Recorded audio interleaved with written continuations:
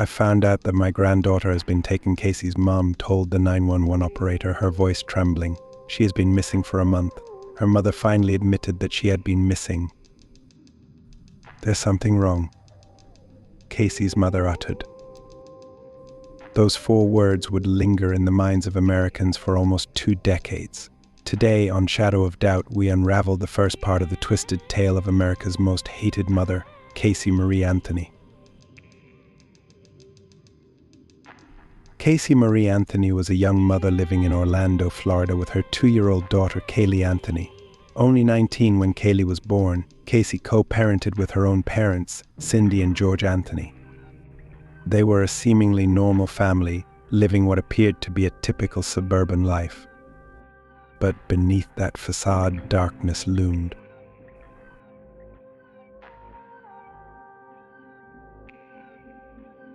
Our twisted story begins on June 16, 2008. That day, Caylee Anthony left the Anthony family home with her 2-year-old daughter, Caylee. She wouldn't return for 30 days. 30 long days passed. No sign of Casey, no sign of Caylee.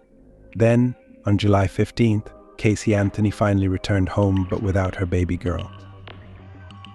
This was the moment Cindy Anthony, Casey's mother, made the gut-wrenching call to 911. 2-year-old Caylee Anthony was missing.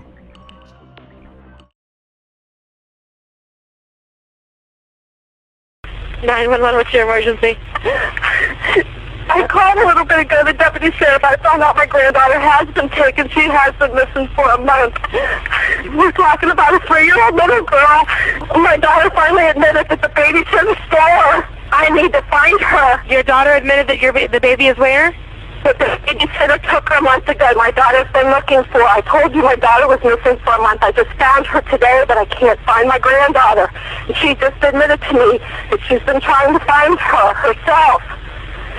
There's something wrong. I found my daughter's car today, and it smells like there's been a dead body in the damn car. Okay, what is the 3-year-old's name? Caylee, Caylee, Anthony. Caylee Anthony? Yes. How long has she been missing for? I have not seen her since the 7th of June. Is your daughter there? Yes. Can I speak with her? Okay, they want to talk to you. Answer the question. Hello? Hello? Yes. Can you tell me what's going on a little bit? I'm sorry? Can you tell me a little bit what's going on? My daughter's been missing for the last 31 days. And you know who has her? I know who has her. I've tried to contact her. I actually received a phone call today, now from a number that is no longer in service. I did get to speak to my daughter for about a minute. Who has her? Do you have a name? Casey told investigators that she had left Caylee with her nanny, Zenaida Zani Fernandez Gonzalez. According to Casey, this woman had kidnapped her daughter.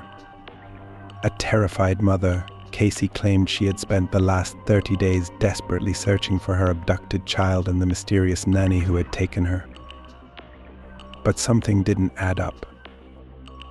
Caylee Anthony worked at Universal Studios, at least that's what she told the police.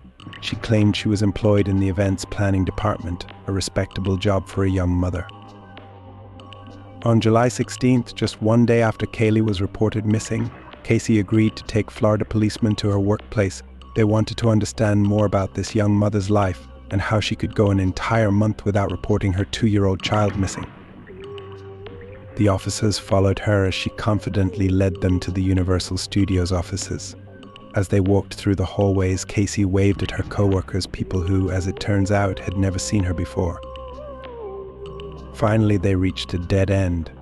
Casey stopped, turned to the detectives, and without a trace of emotion, uttered the words, "I don't work here."